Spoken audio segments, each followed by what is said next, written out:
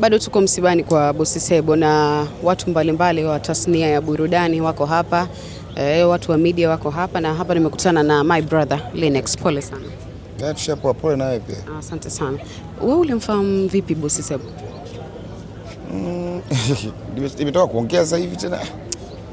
Namjua Sebo kama mtu ambaye anakuambia anachojisikia kukwambia. Haijalishi utakibebaje.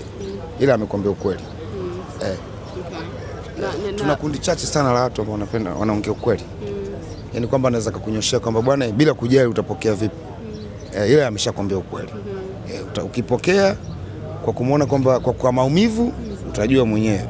Ukipokea kwa kuona umeshauriwa vizuri utajua mwenyewe. Hilo kundi ni dogo sana kwa maisha yetu ya Tanzania kwa sababu tunaishi kimbinu atuambiani ukweli. Ulimfahamu ukiwa umeingia kwenye muziki tayari au ulimfuatilia? Kabla sijaingia yuko East Africa, namuona anakosoa vitu, anaongea ukweli, anafanyaje kwa East Africa TV those days. Mimi kabla sijakuwa msanii mkubwa, lakini nilikuwa nafanya muziki tayari. Na unaposema alikuwa anakosoa, haijalishi wewe utachukuliaje? Kitu gani aliwahi kukwambia? Pengine uliona brother, mbona kama hivyo? Vitu vingine mimi siwezi kuongea kwa sababu unajua mimi apart from medias, mimi nilikuwa naishi na Sebo maisha ya kawaida ya mtaani kwa sababu marafiki zake wengi ni marafiki zangu pia. Kwa hiyo sehemu ambazo anakwenda tulikuwa tunakutana pia. Yaani sehemu ambazo anakuwa anapatikana labda baada ya kazi na mimi nilikuwa naweza nikapatikana hizo. Musa ananiambia kulikuwa na vituo vya wajomba kupiga story. Of course, yes. Na ulikuwa na pia kwa sababu ni wajomba pia na mimi ni mjomba pia, wajomba wenyewe wajomba. Anakuona wewe kama bado mdogo. Hamna. Kuna watu mimi na wajomba wananiita mjomba. Kwa hiyo tulikuwa tulikuwa tunajisi kuna sehemu tunakutana apart from kwenye radio huko kwenye TV. Kwa hiyo tumekutana kwenye kuwasindikiza ndugu zetu baadhi.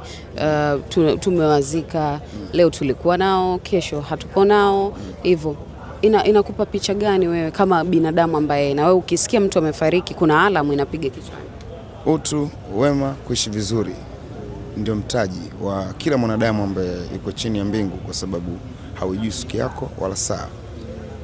Kwa sababu tunaishi katika ulimwengu ambao kama ukuwa mtu mwema ndugu yangu, uliishi vibaya na watu, hata ukifa watu wanakusema vibaya, alikuwa kavu tu yule.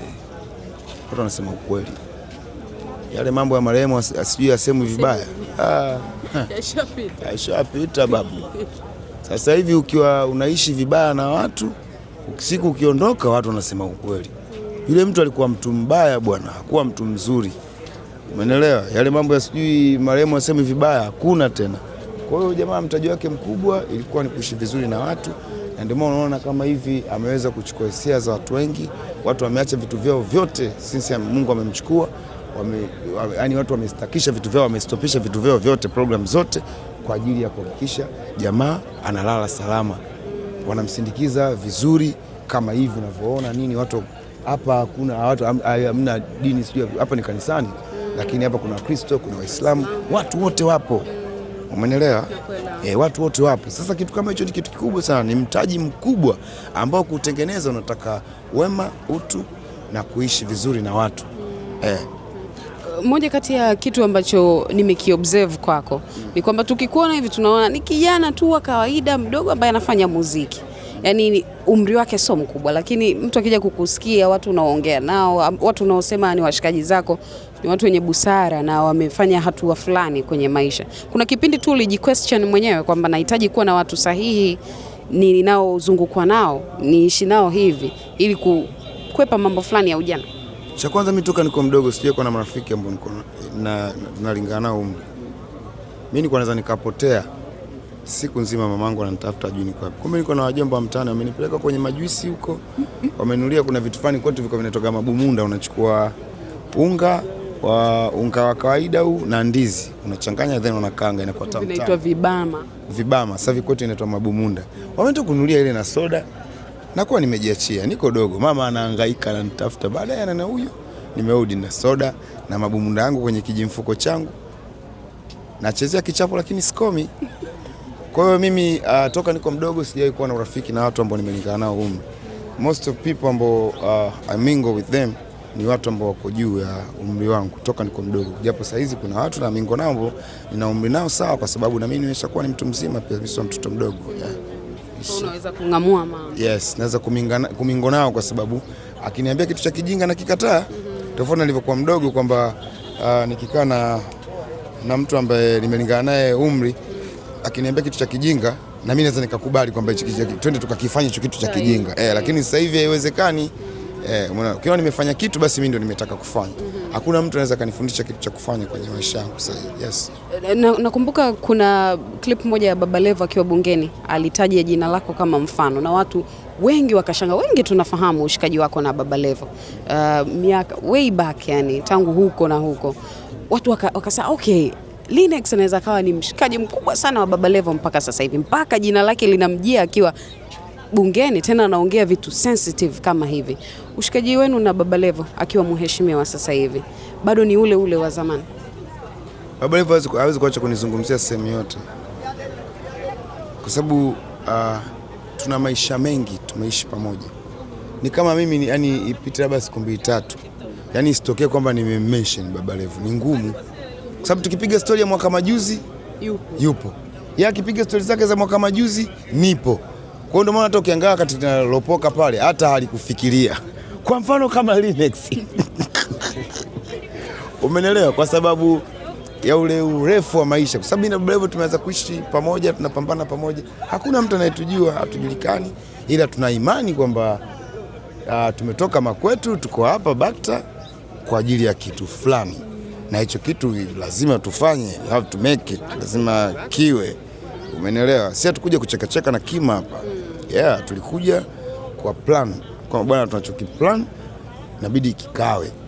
Kwa hiyo sasa yale maisha ambayo ya design tofauti, kuishi pamoja, kutafuta riziki pamoja, watu tunakulaje leo, yani story ni nyingi kiasi kwamba mimi na Baba Levo tukisema tuanze kupiga story za maisha yetu, my friend, utafeli tu, hautaweza kitu.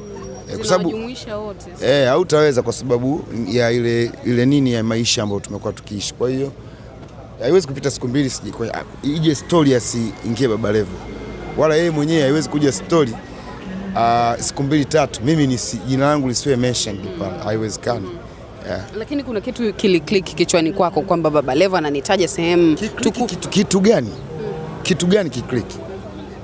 Sasa huyo ni mwanangu, awe mbunge, awe nani, atabakia tu kuwa mshikaji wangu. Nitampa respect as a kiongozi ambaye anaongoza watu, umeelewa? Lakini kwenye swala la ushikaji atabakia kuwa mshikaji wangu. Swala la yeye kuwa kiongozi, nitampa heshima kama kiongozi ambaye anaongoza watu na anapigania watu na ana fight kwa ajili ya watu. Hiyo heshima siwezi kuacha kumpa, nitampa kwa sababu amepewa dhamana na watu, umeelewa? Lakini inapokuja kwenye ujamaa au rafiki, atabakia tu kuwa rafiki yangu. Atabakia tu kuwa ni mshikaji wangu tu kama washikaji zangu wengine. Lakini respect ile as someone who is fighting for other people na nini, watu ambao wamempa dhamana, hiyo heshima lazima nimpe, kwa sababu he deserve it, amepewa dhamana na wananchi, umeelewa? Hiyo heshima anayo kwangu, atachukua. Lakini kwenye swala la sijui umesemaje alafu Okay, Linux, kwa haraka wakumbushe kitu chochote watu ambao wako kwenye nafasi kama ya kwako, kwa maana ya watu maarufu. Kwenye engo gani? Kwenye engo ya maisha tu. Kuishi ni neema ya Mungu, kuishi sio lazima. Pole sana na asante kwa muda wako.